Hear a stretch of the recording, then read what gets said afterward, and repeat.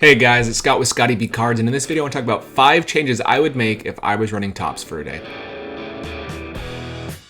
Alright, let's say hypothetically I was the head person at Topps. I'm making all the big decisions about things I would change. Here are some things I would change. If you guys enjoy this type of video, please give it a like. If it gets a high number of likes, it lets me know you like the content, and that way I will make more videos like this in the future. But let's jump into this. Very first thing I would change. What do these photos all have in common? They suck, like just straight up. They're not good. Let's talk about Kershaw, one of the most feared pitchers, at least regular season all time, one of the best pitchers all time. And this is his super short print. It's horrible. You're telling me there's not better photos I could have picked? Here's Paul Goldschmidt, who's a potential another future Hall of Famer. Not great. Here's a Vinny Pasquantino, his rookie card. It's a debut. I understand that, but still a horrible photo from his debut. And here's just a Will Smith, just, he's doing nothing. So like, why are we not picking good photos? So if I was in charge of Topps, I would make sure if we're paying for the rights to use these photos from people who entire job is taking these photos, pick cool photos. I can't imagine it takes that much time. You could even do it like source it through the community. That'd be fun for us to vote on what the best photo is for image variations. Yeah, it might take away some of the excitement of opening packs and trying to figure out all the super short prints and things, but it's better than these. These are not good. Here's an example of good photography. These are good short prints. Here's a 2020 Stadium Club of Bo Bichette. He's like throwing his hair back. It's all luscious and beautiful. Here's Jose Fernandez hugging a dinosaur on his short print. Here's a really cool photo of Chris Bryant sitting in the dugout at Wrigley Field when there's a snow delay. And then here's Juan Soto's Gatorade bath after he had a walk-off hit. Like, all these things are cool. Compare those short prints to these. You're going to see a lot more of these versus these, especially nowadays where every single player in Series 1 to an update, actually every single card has an image variation. Usually Stadium Club photos are a little bit better, and same with opening day, RIP opening day. But overall, they need to work on their photography. And it's not just for short prints. It can be applied to other base cards, especially in the flagship product. We care a lot about flagship, right? Why don't we pick better photos than what we've done historically? So that's the first thing I would change. Next up is make super short prints special. And this is back to photography, and we're gonna get off of photography really quick here. But here's Ichiro. This is, I'm assuming, his very last game. He actually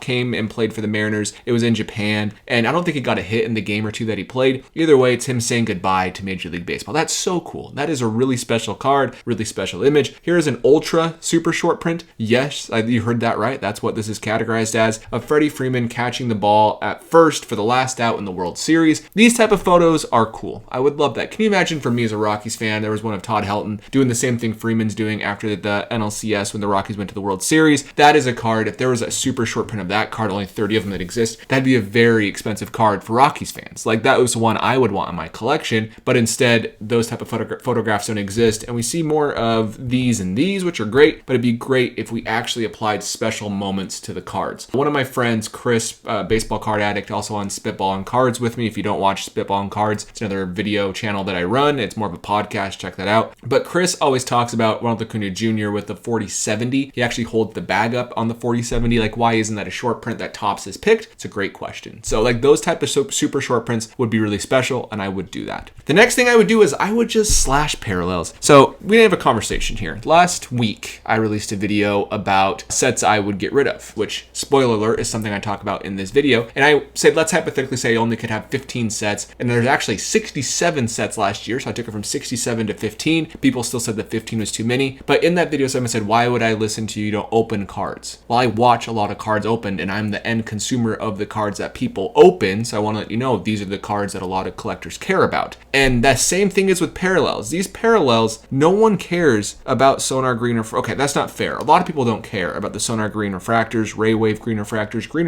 Wave refractors, and Green refractors. I mean, come on. Like, we don't need this. Like the Lightboard logo. We have the New York parallel, the Aqua refractors, Aqua Lava. It's like, guys, let's cut this back. I know that would make it so pulls are harder in the product, but I'm personally okay with that because the cost of it is the rare cards out of these specific players in these specific sets are just devalued. So I would slash parallels. What's a good number? I think in past sets, like in 2015 Topps Chrome, I think it's almost perfect. I think it was about 10 to 15 parallels, and you could even say 10 numbered and then 5 unnumbered. Something like that would be great, but that's something I personally would want to see done if I was a leader at Topps. Slash sets. So this slide looks like crap, and I know it looks like crap. To be fully transparent, I didn't want to have to resize everything. So here is all 67 sets from 2023. Some of them you might say it's not really set, like we have the National Baseball Day, but most of them are. Most of these are legitimate sets, and there's just too many. People don't care about all of these sets. People don't even know about all of these sets. They get released and then they get forgotten, and every once in a while, like some cards may be valuable, but 67 sets is just too many. The whole purpose that the Baseball Players Association wanted Topps to make cards was to make it less confusing. The reason people were confused is because there were so many different sets from different manufacturers. Now we have one manufacturer, but the problem is there's so many sets, so there's not a huge deal. I would be okay with cutting that down. I made a video on that. At the end of this video, click on it if you want to see the 15 sets I would have kept, but that is something else I would have done if I ran Topps. After that, I've made a video on game used cards and how I do think, even though on the back it says these relics are not from any specific game, event, or season, on the front if they say game used, it usually means that they're game used. The reason why on the back it says not from any specific game, event, or season is because Topps does not want to keep track of all of the games, events, and seasons. Plain and simple. They have a bunch of jerseys they purchase on auction or from Major League Baseball directly or from the teams directly, and then they cut it up and put that disclaimer on the back. They can guarantee it's a real game, but they can't say where it's from. People want to know where the cards are from. So maybe take a little bit of time, make some copy you can put on the back of specific players, say which game it's from. If you want to be really cool, you could say how the player did. We would see a premium on relics where the player did really good versus really bad. I don't know if they want to do that, but I think it'd be fun for collectors. You might go after relics where a player had a good game, or a relic where a player had a home run. That's their PC. But instead, we just get these blank relics. We don't know what they're from. Like Heritage is a great example. And they're game used relics in Heritage,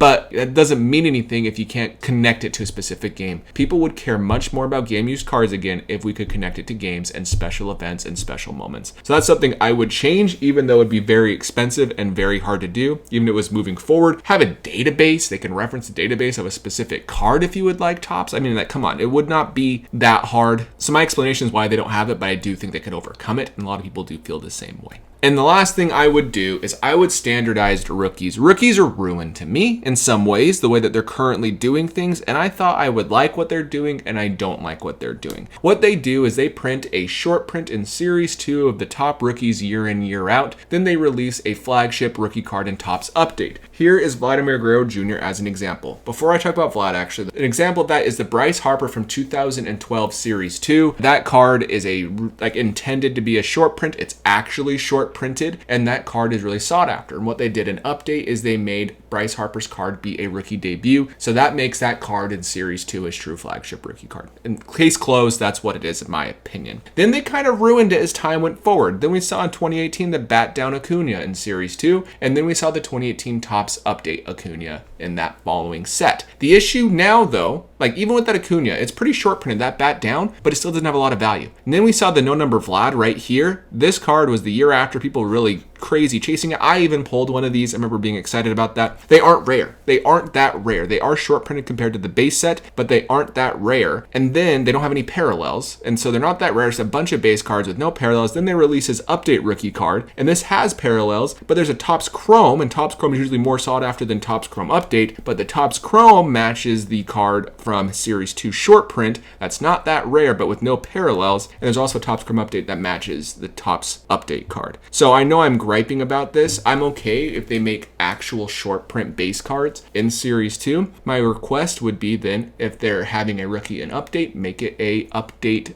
rookie debut. That's what I would say. Or just don't make a short print in Series 2, because you usually have 3 levels of short prints in Update nowadays. You don't need the Update in Series 2. So this type of thing I would figure out. I'd make it consistent, and I would stop making it so freaking confusing. We saw more confusion with Ohtani when he had a Topps Update and a Topps Series 2 base flagship rookie card, both of which were pitching. One should have been hitting. That would have made way more sense. And then he had a Topps Chrome and a Topps Chrome Update, each of which have a rainbow of parallels. The Series 2 and the Update base, not the Chrome, those also had parallels. So they've done some bad things with rookie cards, and I wish they would clean that up, because it would just make things easier for collectors and what to target, in my opinion, because a lot of collectors do get burnt buying cards they think are special, but they find out nobody really wants them. So those are some of the things I would do if I ran Topps. Let me know in the comments down below what ideas you would have, and if you want me to do this type of video again, let me know. And other than that, I will see you in the next video.